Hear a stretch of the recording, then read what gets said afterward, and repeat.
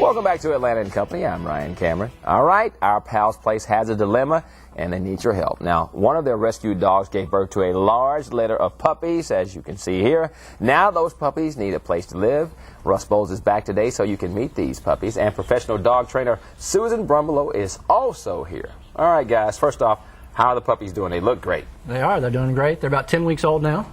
They are all spayed and neutered and current on shots and ready for adoption. Now, have any of them been adopted? Not yet.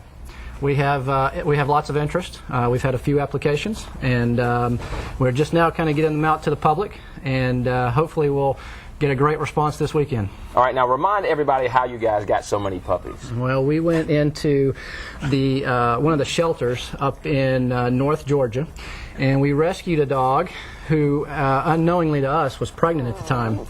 So we brought her back, and within a very short period of time, she had 13 puppies. Wow, that's a lot. It is a lot. So what is the Puppy Sponsor Program?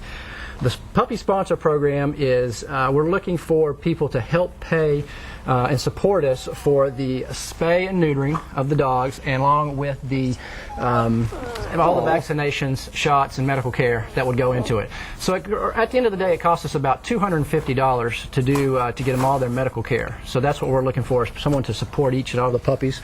And the good thing is we've got support now. We've got sponsors for all of the puppies. But we are looking for Bess. Bess doesn't have one yet. Okay. The mother. Now, you guys spay and neuter all the animals. What are some of the benefits of doing that? Some of the benefits are definitely health related. You're going to prevent a lot of some of the medical conditions like testicular cancer would be one. Some of the other benefits is you're going to have a dog that's less likely to roam, and you're probably going to have a little bit calmer dog personality-wise. All right, let's talk about some of the myths that are out there about spaying and neutering, like the one about not wanting the male dog or cat to feel like less of a male. Does that really happen? Well, I think a lot of males are like, I don't want that happening to my dog. I wouldn't want that happening to myself. The thing is, with dogs, they don't have the concept of sexual identity or that ego to go along with it. So they don't go through a identity crisis or any kind of emotional change when they have that type of an operation. Now, I also hear people say, if I get my dog, fixed, it'll get fat and lazy. Not true. That's not true Not either. True. No, absolutely not. That has nothing to do with it. Yeah, basically, as long as you have if you're giving it proper exercise and you don't overfeed it, that's what you should be doing with all dogs, regardless if they're spayed or neutered. Okay. What about if the dog is purebred? There are about 40% of the dogs in shelters are purebred. Yes. Okay. That are given up. Yeah, so you've got quite a few. So in other words, you've got a lot of people who have a purebred usually want to... Wait, there's a message. Hold on. What? Timmy's trapped in a well? Okay. No. So what are some other myths that we hear out there that you can dispel today? Well, I would say probably... You going? Like they wanted the child to see the miracle of birth, but most pups are whelped in the middle of the night, so they would normally the child's miss asleep it. anyway. So you can get a video, and it's just as good. Okay. Not only that is the problem is I don't think a lot of people have given consideration to what happens to those puppies after they have the experience of that birth. So a lot of times people say, well, we'll put the free ad in papers of puppies for good homes, and the problem there is you're subject to impulse decisions, and people who don't really know what they're getting into when they get a dog, and a good chance some of these dogs can go to research as well.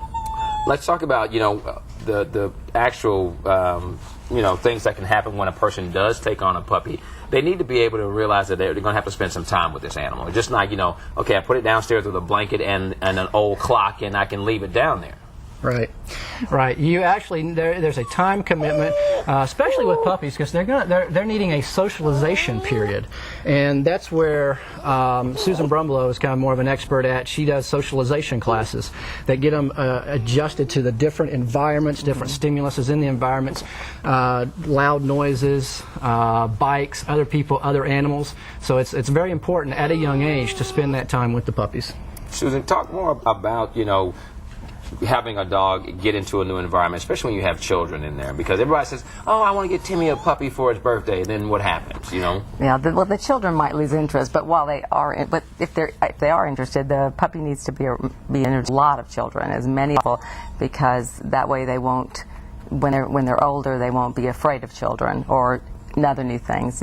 As many new things as you can introduce a puppy to is the best. For example, look at Nikki here today. She's a little bit uneasy, whereas PJ is Running everywhere. around and all over the place. PJ's been out a little bit more because he was the smaller one and he had more places to go. He had to go to the vet more times, and so he's actually had a little more exposure than Nikki. And just that small difference of a few times has made the difference. And I don't really think there's that much difference in their personality. It's that Just the he's a little exposure to bit the just a different little bit environments. more Social socialized. interaction, So yeah. a couple of days here and there really make a big difference to a puppy at that age. All right. Talk about the event you guys got coming up.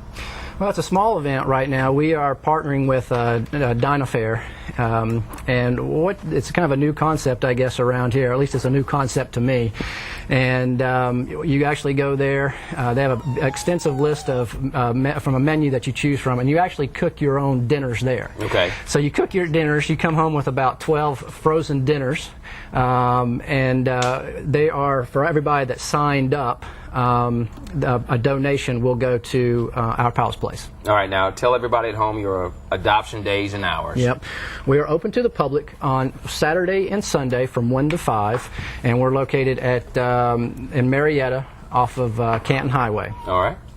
Thank you very much for coming on the show. Thanks for bringing the pups, too. And Thank hopefully you at home will want to take one of these adorable animals into your home.